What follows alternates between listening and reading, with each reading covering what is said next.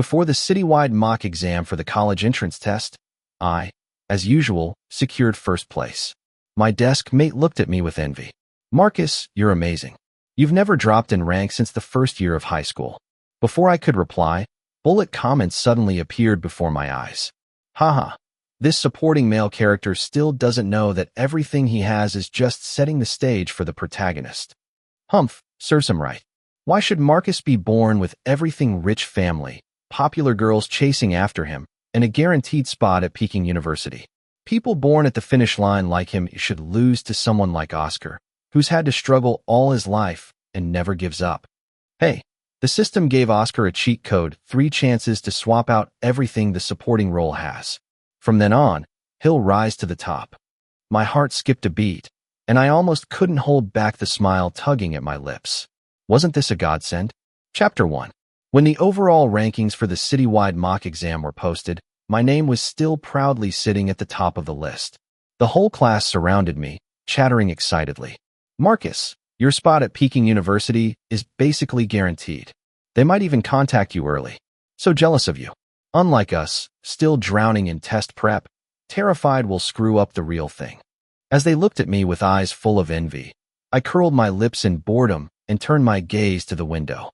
A pair of sparrows flying freely outside caught my attention. "Marcus, you're really amazing. Your grades haven't dropped since the first year." With the ring of the class bell, the students scattered, leaving only my desk mate, Oscar, speaking to me in a soft voice. I pulled my attention back and looked at Oscar. He wore plain clothes and spoke to me with a trace of awkwardness. And then the bullet comments started rolling again, line after line tearing me down while praising Oscar. Marcus? He's nothing but a spoiled brat with a silver spoon. Would he still have these grades without elite education and a powerful family? Exactly. The real inspiration is Oscar, climbing his way up from a mountain village. Even though he ranked only around 50 this time, everyone knows how hard he's worked. I didn't say anything. I don't deny Oscar came from hardship and studied hard to change his fate, but the effort it takes to consistently rank first is not something that can be dismissed with a casual, "He comes from a good family." Waking up at 3 a.m. every morning to do practice problems, studying until 11 p.m., and only sleeping 4 hours a night, only God knows how I survived that. "I wish I were you." Oscar sighed, his expression flickering. I knew that wasn't just a casual remark, and with those bullet comments floating in the air, I realized clearly, Oscar truly wanted to swap out my life for his own. "Oscar, everyone has their own path. You're not doing bad at all with your scores. Getting into a top-tier university isn't a problem. You'll have a bright future." I tried to comfort him. What you earn with your own effort is always more reliable than what's handed to you. You wouldn't understand. Your whole life has already been planned out for you. Oscar slumped over his desk, mumbling faintly. I opened my test paper and followed along as the teacher went over the answers, no longer paying attention to him. What you can't have will always seem better. The kind words won't save a damned soul. If Oscar really plans to use his 3 swap-outs on me, then don't blame me for forgetting our 3 years of friendship. Chapter 2. Actually, I had a pretty good relationship with Oscar. I was even the one who took the initiative to request sitting next to him back in our first year of high school. He stood out awkwardly in the lineup of new students. His clothes were faded from too many washes, and his dark skin made him look completely out of place among the others. The classmates around him instinctively kept their distance, whispering to each other while giving him condescending looks, occasionally letting out snickers. I frowned as I watched Oscar try to bury his head into his chest like an ostrich. Clearing my throat, I walked over and stood beside him, casting a calm gaze around the students nearby. Only then did the schoolyard bully come to a halt. "I'm Marcus Chun. Nice to meet you," I said evenly to the still cowering Oscar. He looked up in surprise, eyes meeting mine, clean, well-groomed, and confident, then answered with a hint of self-consciousness. "Hi, I'm Oscar." I gave him a small smile. "From now on, we're in the same class. Let's look out for each other." When the class was assigning seats, of course no one wanted to sit with Oscar. Nobody said it outright, but the look of distaste in their eyes deeply affected this kid who had come from a rural mountain village. Standing at the front of the class again, he turned back into an ostrich. Watching him on the verge of tears, I sighed, raised my hand, and said to the teacher, "Sir, let him sit with me." Back then, Oscar's eyes were filled with gratitude. Knowing Oscar had a tough life, I didn't mind helping him out a bit more. Every day at lunch in the cafeteria, I'd ask for 2 extra meat dishes. I'd pretend I couldn't finish them and give them all to Oscar.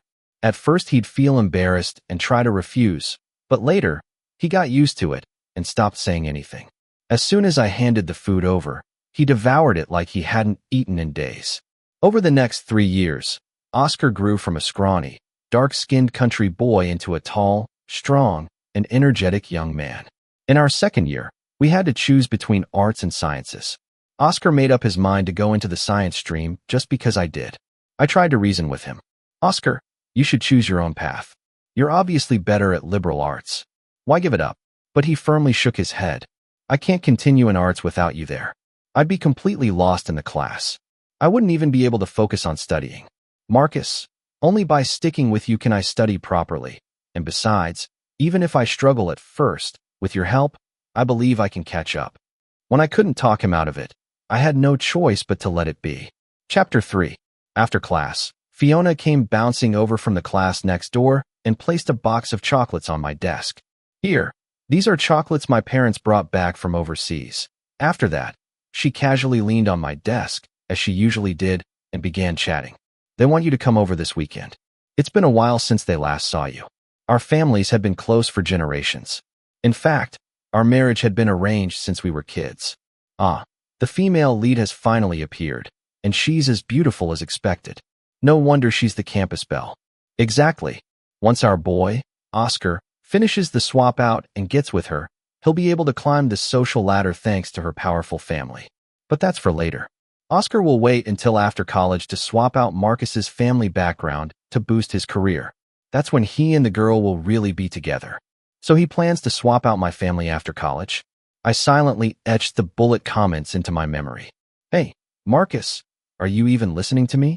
Fiona waved her hand in front of my face, clearly annoyed by my lack of attention. Fiona, don't blame Marcus. He's probably just under a lot of stress lately. He keeps zoning out. I've reminded him several times, but it doesn't help. I'm honestly worried that if he keeps this up, he won't be able to maintain his grades. Oscar jumped in to explain to Fiona, sounding concerned on the surface, but every word was laced with thorns, implying I'd lost my focus and wasn't trying hard anymore. What does me talking to Marcus have to do with you? Fiona shot back. If you're so free, worry about yourself first. Even at his worst, Marcus is still better than you. I knew Fiona's temper. As a rich girl born with a silver spoon, she never had any respect for someone like Oscar, who acted like a suck-up. Over the past 3 years, she'd often complained to me about him, telling me to stay away, even saying he brought bad luck. Right on cue, more bullet comments scrolled across my vision. Someone kill me. Classic Tsundere. The more she hates him now, the more she'll love him later. Just keep yelling, Fiona. You have no idea how much you'll rely on Oscar later. I watched calmly as Fiona scolded Oscar to the point his face turned crimson. After a moment, I stepped in to stop her. Enough, Fiona. Oscar didn't mean anything by it. Tell your parents I'll stop by. Only then did Fiona throw one last sideways glance at Oscar. With a huff, she lifted her chin and strutted out of the classroom. Seriously, Fiona was talking to Marcus. What's it got to do with you, Oscar? No one asked for your opinion. He was basically asking to get roasted. The laughter and mockery from the class made Oscar clench his fists. I lowered my head, uninterested, and continued reviewing my test paper. But I could still feel Oscar shooting me glances from the side, no longer filled with gratitude, but with a growing bitter resentment. Chapter 4. Oscar, is there anything you don't understand lately? It's been a while since you asked me about any problems. Just before heading home after school, I asked Oscar. His hand mid-motion while packing his bag paused for a second. Then he forced a light tone. No, there's nothing I need help with anymore. He pulled a bitter smile at the corner of his mouth. Besides, no matter how hard I try, I'll never beat you, Mr. Number 1. Ugh, he's totally provoking our Oscar on purpose. What a show-off. Go ahead, bask in your glory now. Everything you have will belong to Oscar soon enough. Let's see how smug you'll be then. Can't stand these spoiled rich boys. What do you even know about Oscar's struggle? You think being born at the finish line gives you the right to look down on the rest of us? Reading the bullet comments, I finally understood. They were just like Oscar, envious, bitter, unable to stand seeing someone doing better than them. That's why they supported Oscar, without question. But still, in the end, I wanted to pull this brother of 3 years back from the edge. Oscar, the things you earn through your own efforts, that's what you can truly rely on. Shortcuts always come with a fall. There's still time left. Give it your all. A bright future is still waiting for you. Enough, Oscar shouted, slamming his backpack hard on the desk. What gives you the right to lecture me? You born at the top of the pyramid. Do you have any idea what it's like for people like us? Talking about hard work like it's that easy? Marcus, even if I gave everything I had, I could never catch up to you. He grabbed his bag and stormed out of the classroom without looking back. I stared deeply at his retreating figure and murmured to Oscar, "This is the last time. I'll warn you. The choice is yours.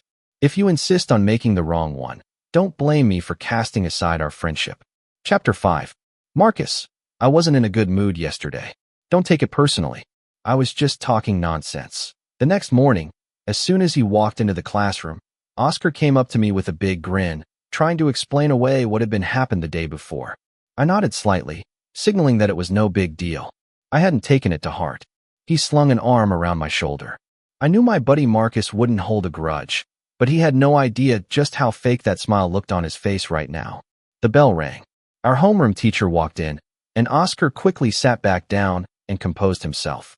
3 days from now, Peking University will be selecting a group of top-performing students for a mock exam. Those with outstanding scores may even be offered early admission. If anyone in class wants to participate, you can sign up now. The teacher looked directly at me. It was obvious he wanted me to join. I raised my hand. "Sir, I'd like to take the exam." He nodded in approval, and then glanced around the rest of the class. Anyone else? No sooner had he finished speaking than Oscar shot his hand up eagerly. "Sir, I want to take it too." The teacher looked at Oscar and furrowed his brows. He hesitated for a moment, then said, with some reluctance, "Oscar, this test was prepared by experts from Peking University. It's even harder than the actual college entrance exam. I think it's best if you focus on preparing for the Gaokao." Oscar bit his lip, clearly holding back frustration. "Sir, are you saying I'm not good enough?" His words backed the teacher into a corner. Afraid someone might accuse him of discriminating against a student, the teacher fumbled. No, I just meant we should focus on where we can do our best." Ugh, I can't stand this teacher. Lifting one student up just to put another down. What makes you think our Oscar can't handle it? Exactly. No one can stop Oscar from participating. This is his first swap out. He's going to steal Marcus's test performance and make the Peking University professor see his true potential. Yes, that way, when Oscar uses the second swap out to take Marcus's actual Gaokao score, it'll look justified.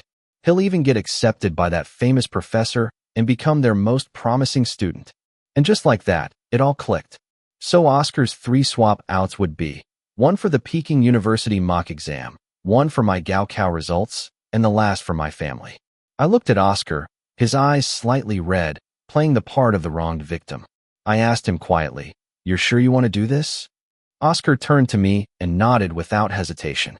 Looking at him, so determined to take everything I had, I thought for a moment, and then raised my hand again to speak to the teacher. "Sir, let Oscar take it. If he wants to try, let him try." The teacher had been searching for a way to gently talk Oscar out of it, something that wouldn't hurt his pride, but since I had already spoken on Oscar's behalf, he finally relented. I turned to Oscar, who was now visibly excited. "Oscar, don't pressure yourself too much. Just give it a try. Marcus, I'm going to do my best. Who knows? Maybe I'll beat you this time. You'd better be careful not to fall behind." Oscar's voice was full of confidence, and I caught a trace of coldness flashing through his eyes. Chapter 6. At lunch in the cafeteria, Oscar naturally came to sit next to me. Just then, Fiona showed up with a few of her girlfriends and walked over. "Marcus, I heard you signed up for Peking University's early entrance exam." I nodded as I continued eating. "Yeah, I want to give it a shot." Fiona, as if it were the most obvious thing in the world, added, "This test was basically made for you. If you're saying it's just a try, then no one else even deserves to participate." At that moment, Oscar suddenly slammed his chopsticks down onto his tray. "I signed up too. I don't think there's any reason I shouldn't." Fiona glanced at Oscar's self-assured expression and let out a mocking laugh. You? And you're not even embarrassed saying that out loud.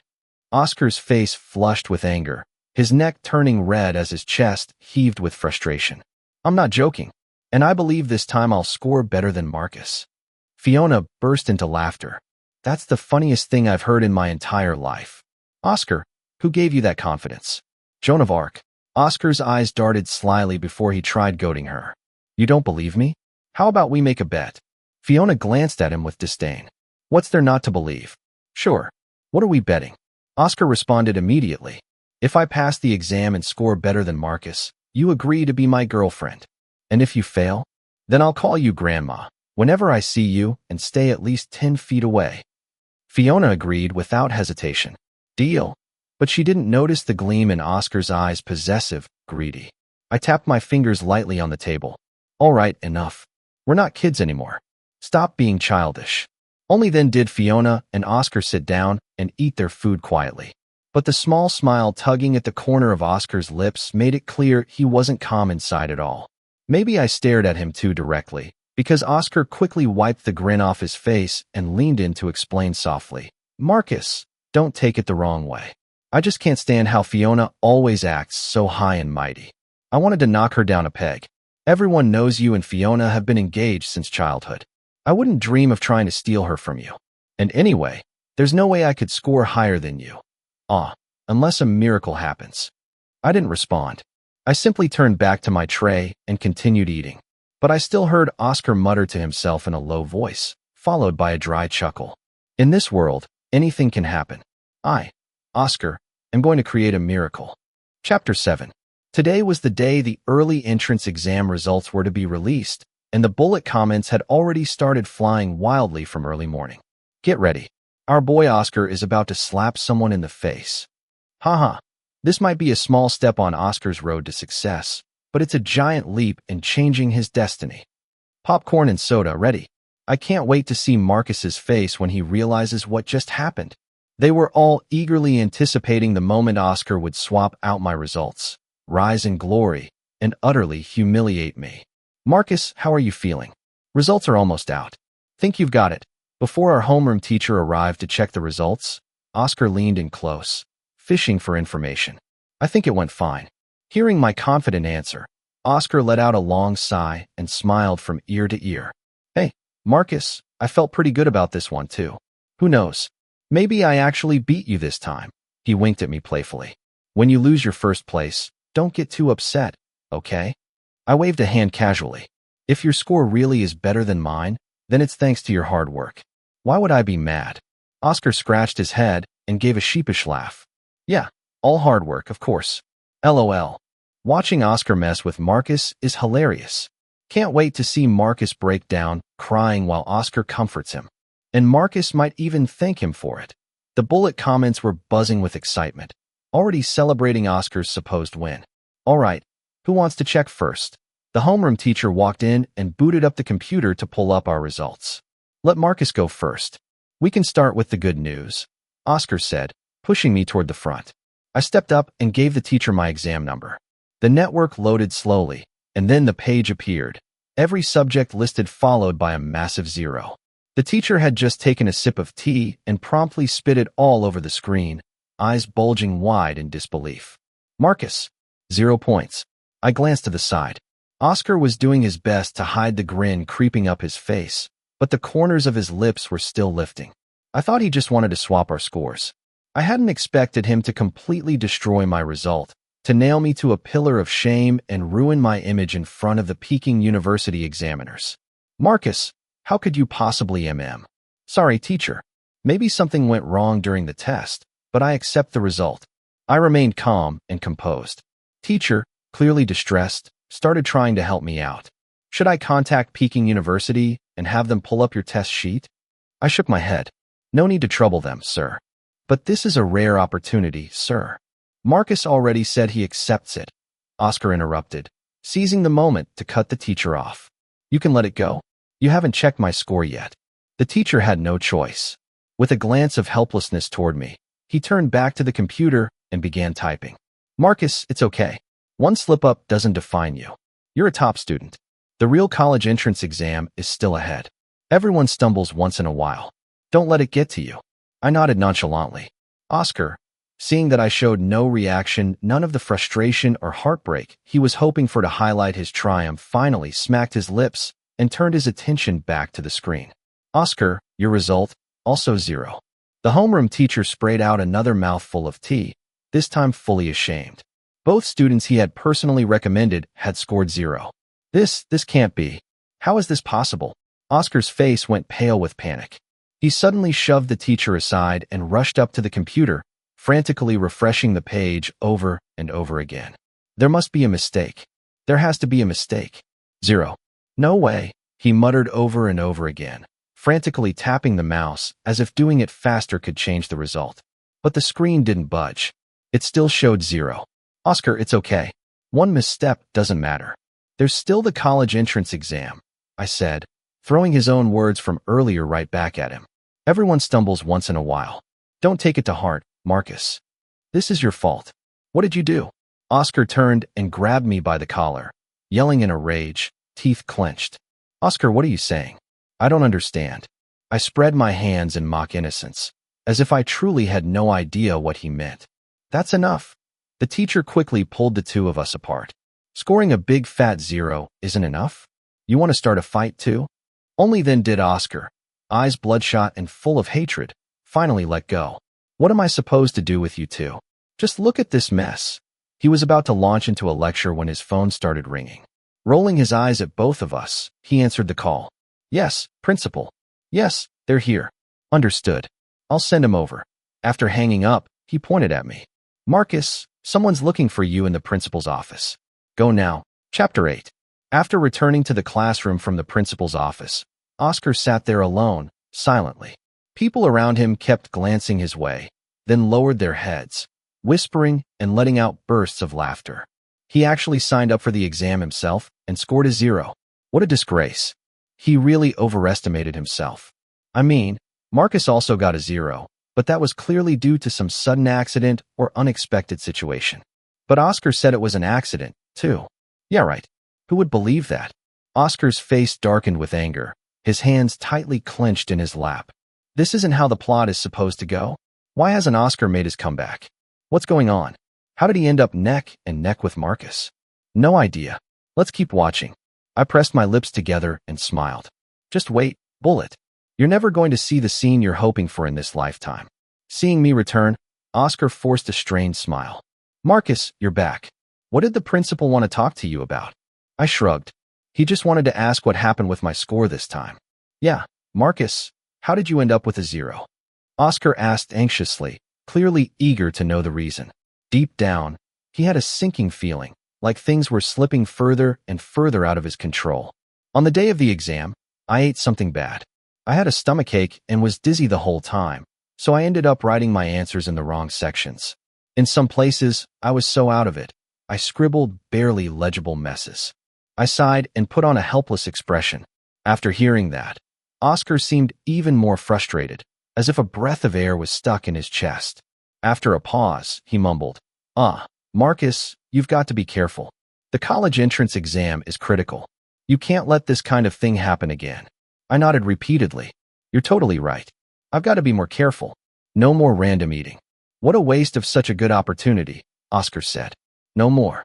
He was also afraid I'd ask why he scored a 0 and about his embarrassing outburst in the office. He wanted to sweep the whole thing under the rug. But Fiona had no intention of letting him off the hook. Chapter 9. Well, isn't this the shameless Oscar who bragged about making a stunning debut? I'll admit, you sure did make a splash, just in a very unexpected way. The moment she stepped into the cafeteria, Fiona raised her voice for all the students to hear. Fiona, it was just one exam. Mistakes happen. Marcus also got a 0, didn't he? Oscar struggled to defend himself. Hey, I've said it before. What do you have to compare with Marcus? Marcus got a 0 because he chose not to take it seriously. Ask anyone here who really believes it was because he lacks ability. The surrounding students all cooperatively shook their heads. No one believed that I, someone who always ranked first in the city, got a 0 because I didn't know the material.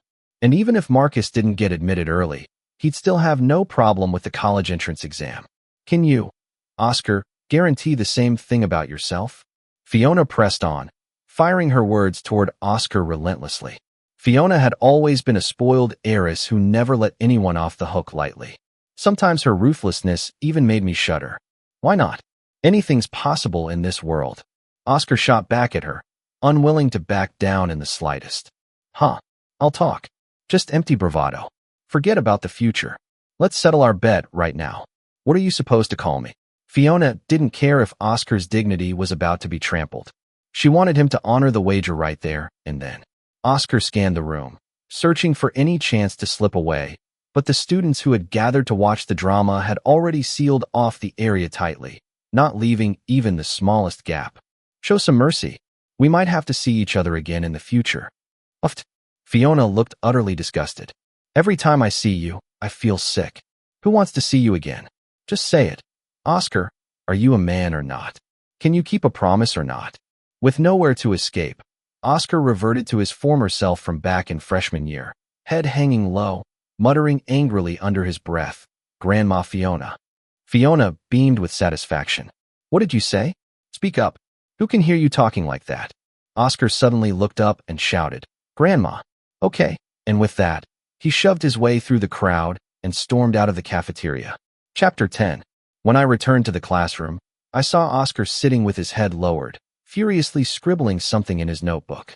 As I passed by and glanced down, I saw the pages full of, "You bitch. One day you'll be kneeling in front of me. Sooner or later you'll be begging me." At that moment, the bullet comments popped up again, expressing sympathy for Oscar being bullied by Fiona. Poor Oscar. It's all Marcus's fault. Why couldn't he just take the exam properly? Exactly. Now Oscar's reputation is in ruins because of him. No worries. Oscar still has 2 swap-outs left. Marcus is doomed. The truth is, Oscar had been constantly dancing back and forth in front of Fiona, desperately trying to get her attention. In the end, when he failed and got humiliated, somehow I became the scapegoat. Well, those bullet comments say a lot about the people posting them. As Oscar saw me approaching, he quickly closed his notebook and forced a smile that looked worse than crying. "Marcus, you're back. Just a few weeks left until the college entrance exam. How's your revision going?" I've got everything under control. Nothing's going to go wrong." Seeing how confident I was, Oscar hurried to advise me. "Still, you shouldn't let your guard down. What if something like the early admissions thing happens again?" Watching Oscar, who seemed even more concerned than I was, I knew he hadn't given up yet. He had clearly made up his mind to swap out my exam score. The accident with early admissions won't happen in the actual exam. I tapped my temple. After all, that knowledge is already carved deep into my brain. What you truly learn will always be yours. Otherwise, the truth will slip out eventually. Don't you think, Oscar? I gave him a subtle warning. Oscar's eyes flickered, and he gave an awkward laugh. You're not wrong. Still, better safe than sorry. Gotta strengthen and consolidate to avoid unexpected issues. Chapter 11. Oscar was so afraid something might happen to me during the college entrance exam that despite his financial struggles, he actually took it upon himself to cover all my meals, just to make sure I wouldn't get food poisoning again. Whenever I so much as got distracted in class, he'd immediately tap me on the arm to refocus my attention. It felt less like having a classmate next to me and more like sitting beside a homeroom teacher. On the final day before the exam, as we were about to part ways, he pulled me aside and earnestly, "Marcus, I know you're smart and capable, but don't get cocky. Plenty of people have stumbled in the final stretch." I nodded casually, amused, and said, "You be careful too. You may not quite be peaking university material, but you should have no trouble getting into another good school." After hearing that, a strange smile crept onto Oscar's face. "Don't worry, Marcus, we're brothers, right? If you shine, I shine. If you fall, I fall too. As long as you ace the exam, I'll be fine." He waved and walked away. I watched his back, my gaze sharpening. "Oscar, if you screw yourself over, don't go blaming anyone else." Then came the excited bullet comments. "Ho ho, the climax is coming. Marcus, you're done. For the side characters about to exit, just one final scene left in a few years." I smirked. "You all want a show? Fine. I'll give you a damn good one." Chapter 12. Right after the college entrance exam ended, Oscar immediately called me. "Marcus, how did it go?" "Nothing went wrong, right?" After asking multiple times to confirm everything had gone smoothly for me, Oscar finally hung up. only after insisting we return to school together to check our scores. Time flew by. On the night before the scores were released, we were all back at school, gathered in the homeroom teacher's office, waiting to check our results. As soon as midnight struck, "Marcus, this time, my score is definitely going to blow your mind." The moment he saw me, Oscar started showing off. "I already estimated my score this time. Peking University is no problem for me." "Well, that's amazing, Oscar." I played along with his boasting, and he became even more smug, immediately turning to brag to the classmates who used to look down on him. I just quietly stared at the clock on the wall, waiting for the arrival of midnight. As the clock struck 12, everyone who had been half asleep moments before suddenly perked up and rushed over to the homeroom teacher. "Teacher, check mine first. My exam number is." One by one, the results came in. Some were overjoyed, others disappointed. In the end, only Oscar and I were left. Just then, Fiona, who had checked her results in the next room, came over too, clearly waiting to see my results. I stepped forward and entered my exam number myself. I didn't hide anything. The screen loaded directly. "Marcus, 0. Just like in the early admission test, a row of zeros followed each subject. "Oh no, Marcus, what happened? How did this happen again?" Oscar put on a fake sympathetic face and gave me a few words of comfort before pushing me aside and eagerly typing in his own exam number. "Open your eyes, everyone. Get ready to witness greatness. It's coming. Oscar's score is about to drop. You haters, prepare to tremble and worship our Oscar." Even the bullet comments were getting hyped along with Oscar. But in an instant, the screen silenced them all. "Oscar, 0. Exactly the same zeros across the board. How could this be? How could this happen?" Oscar stumbled back and fell to the floor. "Oscar, are you okay? Hang in there." I pretended to help him up while leaning my head close to his ear. "Oscar, well, surprised? Do you like the little gift I gave you?" Chapter 13. This was all your plan. Oscar shoved me aside, eyes wild with fury. "You knew it all along, didn't you? You set this up both times." In front of our classmates, I calmly brushed the dust off my clothes. "Looks like Oscar's a bit rattled. I mean, it's the college entrance exam. We all know I don't have the power to set things up." The contrast between us couldn't have been more striking. Same 0 score, but I was calm and composed, while Oscar was losing it completely. His outburst earned him another round of scornful looks from the others. "Why would you do this? You dragged both of us down. Nobody wins." Oscar completely ignored the watching students and continued shouting at me like a madman. Sigh. I glanced at our homeroom teacher, whose expression was hard to read. "Teacher, didn't you already explain it to him?" The teacher shook his head. "You asked me to keep it secret to avoid upsetting the others, so I didn't say anything." I feigned sudden realization. "All right. Sorry, teacher. That was my mistake." Then I pulled out a letter from my pocket, a recommendation letter from a professor at Peking University. That early admission exam where I got a 0. Well, it was because I wrote all the answers on the scratch paper. I didn't write a single answer on the actual exam sheet. At the time, figured I'd just give it up, but who knew the professors at Peking University would be so meticulous? They went back, checked my scratch paper, and realized I deliberately dragged out my words, locking eyes with Oscar, who was seething with hatred. My answers were perfect scores. When I went to the principal's office that day, it was to speak with the Peking University professor about it. I waved the letter in my hand. So during the college entrance exam, I didn't even bother to answer, because Peking University already promised to admit me. Oscar lunged forward, trying to snatch the letter, but the other students quickly stopped him. Fiona didn't miss the chance to mock him. This Oscar is something else. He's been obsessed with comparing himself to Marcus, even though the gap between them is light years wide. Oscar still struggled, shouting, "Marcus, why did you do this to me?" "Me? You think I ruined you?" I finally dropped the act, my voice sharp. "I treated you like a brother since freshman year. Everyone here saw how I looked out for you. But what about you? What did you do?" Oscar's eyes burned with hatred and envy. "Don't give me that brother crap. All you ever did was throw me crumbs out of pity. I've never accepted that you had everything from the start. If I were in your shoes, I'd be even better than you. Don't get cocky, Marcus. You don't know anything. I still have a trump card. Everything you have, it all belongs to me." Chapter 14. Oscar roared like a madman, eyes filled with determination. Yes. Oscar still has one last swap out left. This is it. Final comeback. Get ready to simp and grovel like the side character you are. Even now, the bullet comments were rooting for him. As I looked at Oscar, a flicker of anticipation flashed through my heart. I want to swap out Marcus's family. I want to replace Marcus. After shouting that, Oscar let out a triumphant laugh. I was planning to wait until I got into Peking University to see if there was an even better family to swap with. But now that you've ruined everything, I'm dragging you down to the bottom with me. Marcus, your parents, your fiancée Fiona, they'll all be mine from now on. With that, he shoved aside the stunned classmates and threw his arm around Fiona. I knew after this, there would be no more Marcus's family, only Oscar's. But Oscar didn't see the reaction he wanted on my face. No panic, no fear, just a look of relief, as though a weight had been lifted. Oscar, I told you once, anything given to you by others never truly belongs to you. And there's always a price to pay, even a family. I looked at him with calm eyes. So thank you, Oscar. Thank you for setting me free from that burden.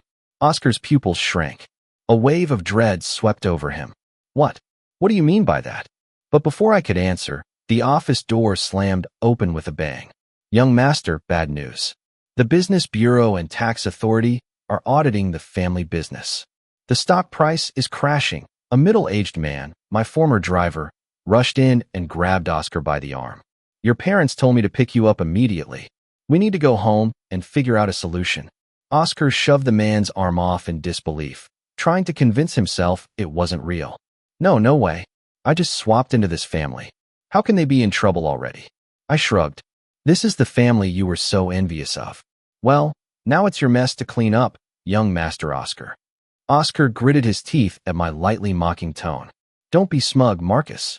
I'll figure something out. He turned and grabbed Fiona. Fiona, you're my fiancée. My family's in trouble. Can your family help us out? But to Oscar's disappointment, Fiona shoved him away in disgust. Get off me. Who the hell is your fiancé? Our engagement was just a strategic alliance, two powerful families coming together. But now your family is going bankrupt. Don't even try to claim ties with me. I watched the two of them struggle.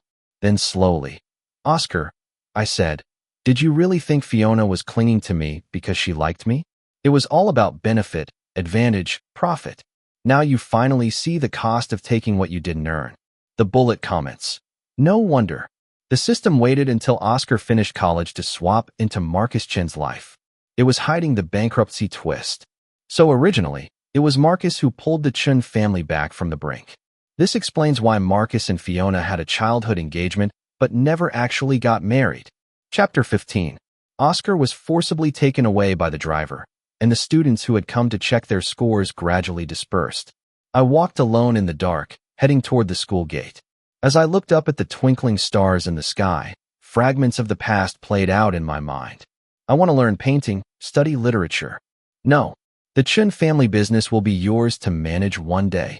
You must study science and business management. Painting is a lowly pastime, not something someone like you should waste time on. Dad, please stop hitting me. Marcus, if I catch you drawing behind my back again, I'll break your hands. Marcus, don't blame your father. You were born into this family. This is your fate. Marcus, tell me the truth. What's going on with that girl? Why is she always around you? She's just a classmate. She asks me questions about homework. You're overreacting. You need to understand we were engaged as children. Our lives are tied together. I already spoke with that girl. You won't be seeing her again starting tomorrow. Fiona, that's too much. Whether it's too much isn't the point, Marcus. Our relationship isn't about feelings. If you don't want me to ruin her life, then stop trying to see her. Forget her, because I have 1,000 ways to destroy her. I closed my eyes as the evening breeze gently brushed across my face. Memories like smoke drifted through my mind, scene after scene, until they slowly faded away. I let out a long, deep breath. Starting today, the cage that trapped me has finally been shattered. I can now pursue everything I truly want. When I opened my eyes, the moonlight pierced through the night sky, lighting the path ahead. Without hesitation, I pulled out the letter of recommendation from Peking University and tore it to shreds. From now on, I'm living for myself. I can choose a different path. From inside my jacket, I slowly took out another admission letter and unfolded it. It was called the Beaux-Arts de Paris. Chapter 16. Years later, I was invited back to the city to host an art exhibition. By then, I had become a rising star in the world of fine arts.